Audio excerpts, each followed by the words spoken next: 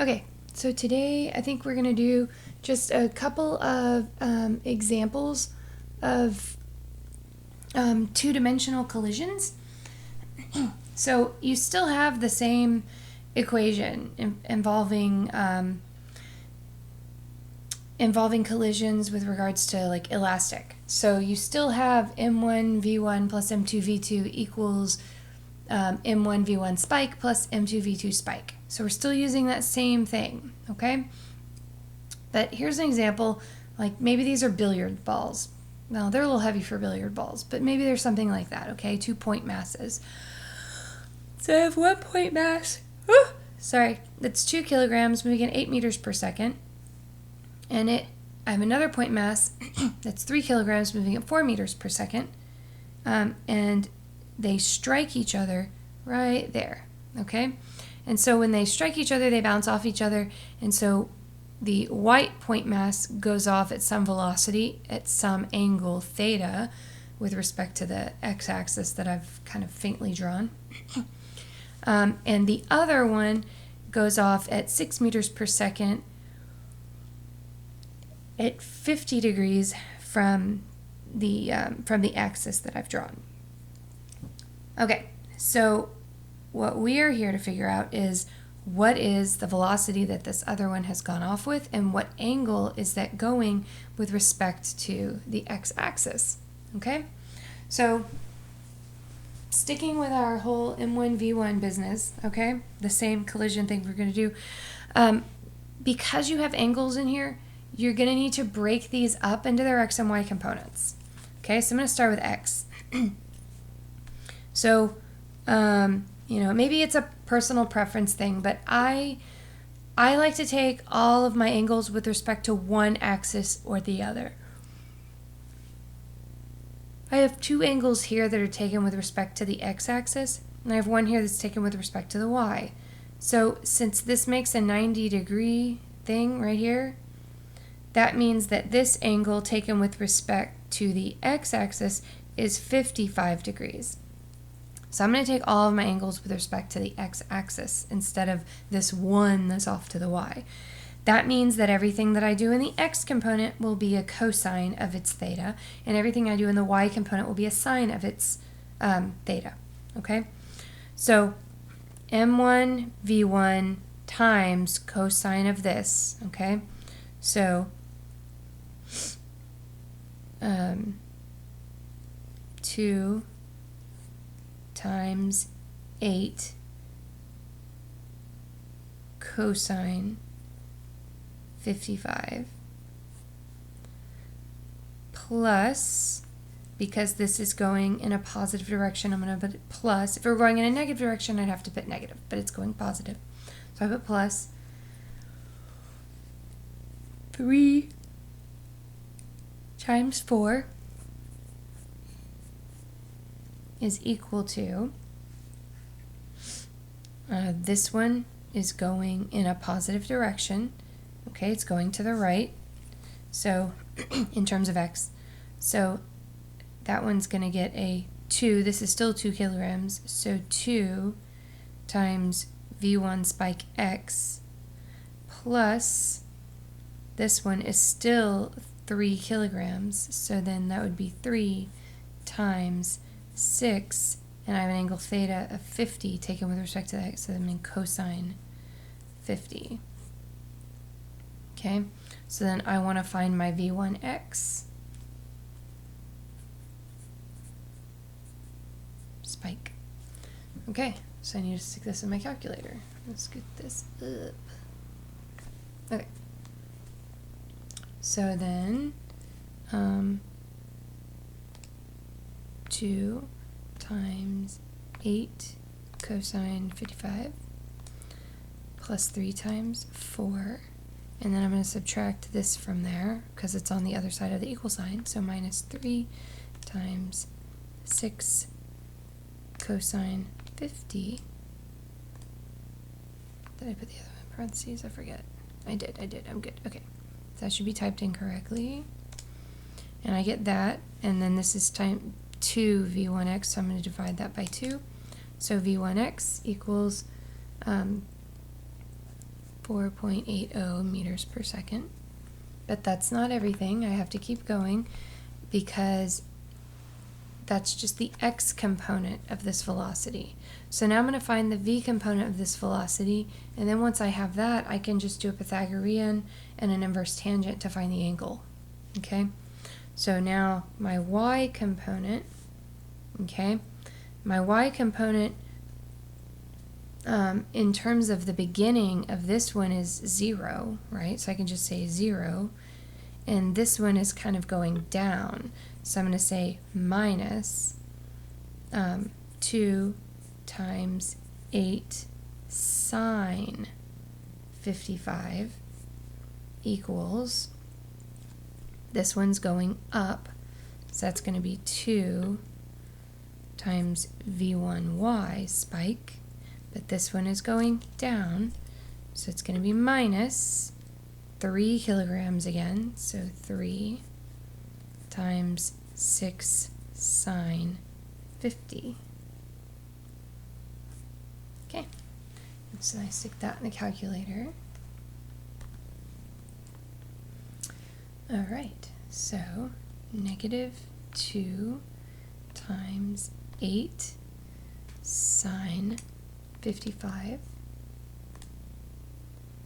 plus this, because it's going on the other side, okay? 3 times 6 sine 50 equals, and then I have to divide that by 2, and I get that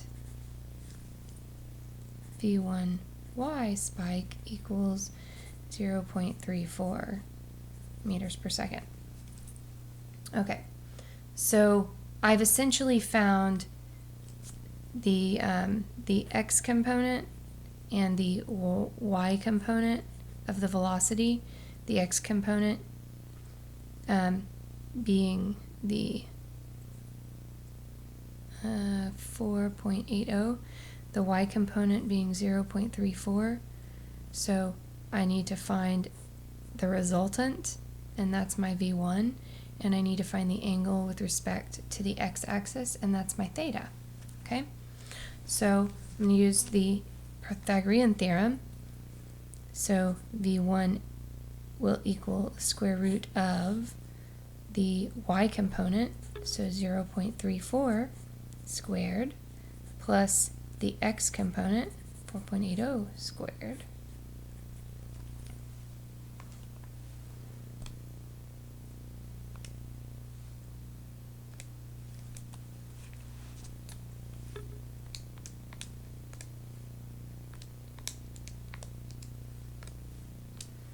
And that's 4.81, and that's meters per second. And my theta is just the inverse tangent of y over x. So the y was 0.34, the x is 4.80. Okay, make sure your calculator's been in degree mode this whole time, because otherwise you're getting weird answers. So inverse tangent,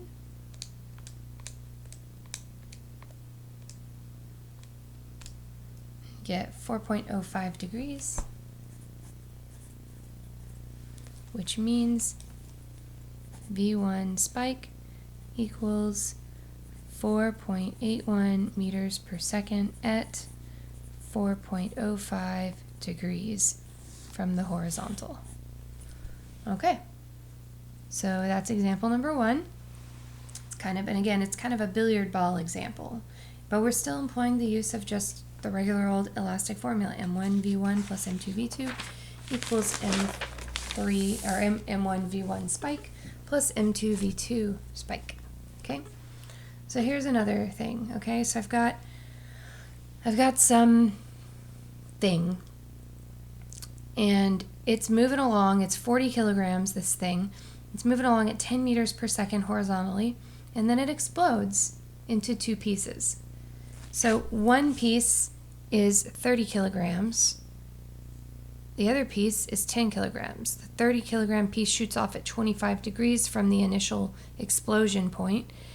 The other one shoots off at 55 degrees from the original explosion point, and I've done this with respect to the x-axis. I could easily have drawn it this way as well, and then it's with respect to the y-axis. It doesn't matter how it is.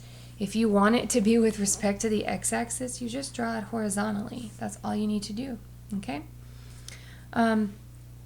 So I want to know what the two velocities are of the broken off pieces, okay? So yes, this is going to require a little more trig.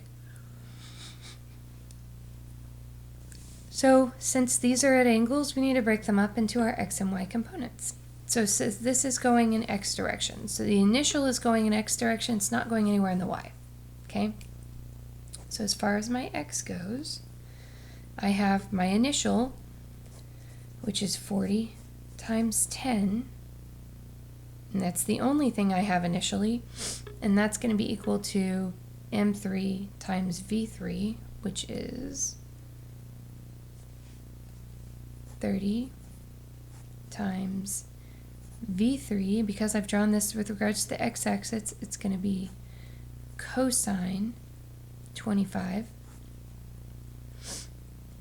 And then the other one, still going to the right, it's going right and down, but to the right, which is positive in the x direction.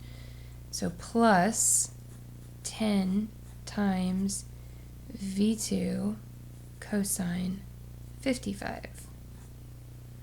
Okay, so 40 times 10 is 400, and that equals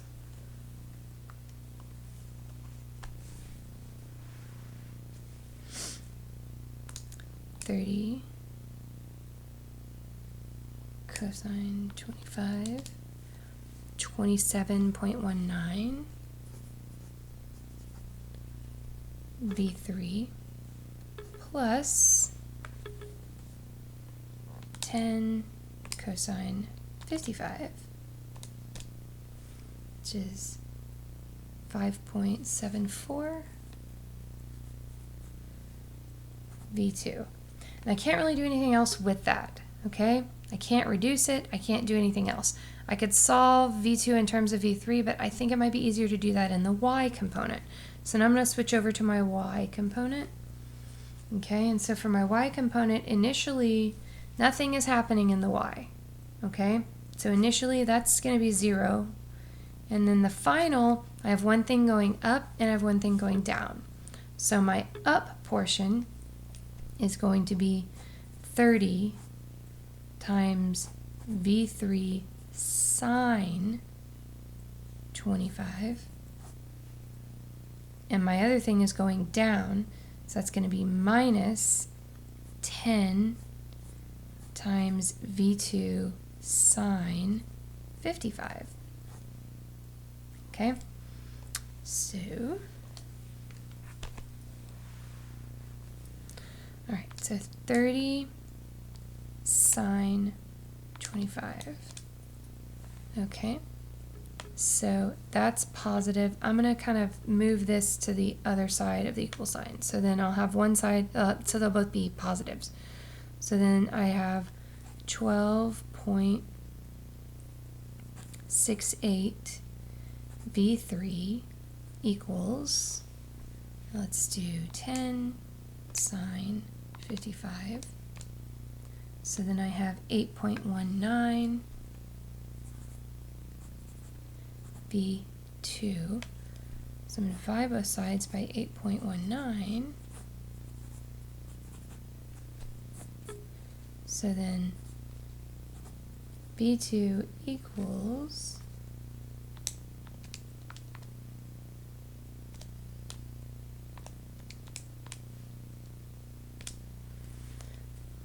1.55 of v3.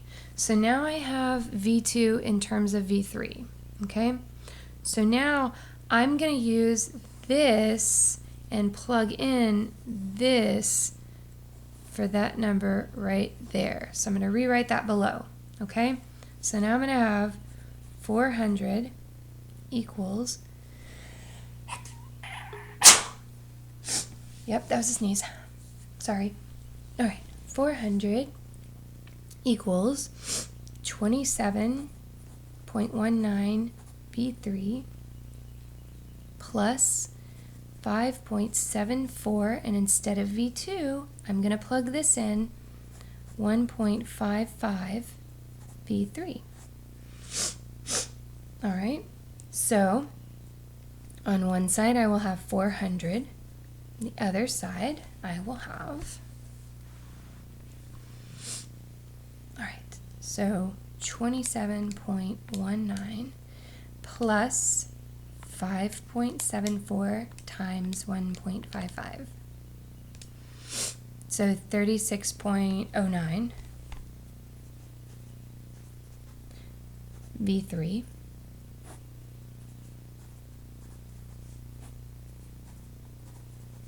and just divide by both sides. So then V3 equals whatever that is.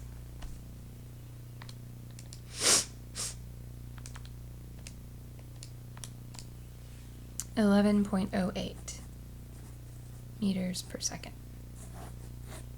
Okay. So then I just need to find my V2. Well, I know that V2 equals 1.55 V3. So I can just say 1.55 times V3, 11.08, equals V2 .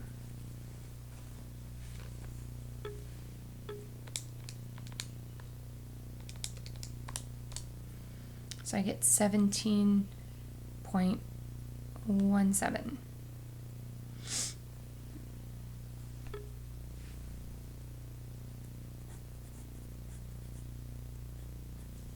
Meters per second. Okay? All right. So there are a couple of 2D examples from start to finish.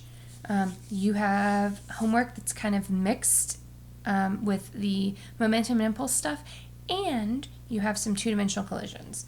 So, and it is kind of a lot, but you have a test next week. So I want you to be very adequately prepared.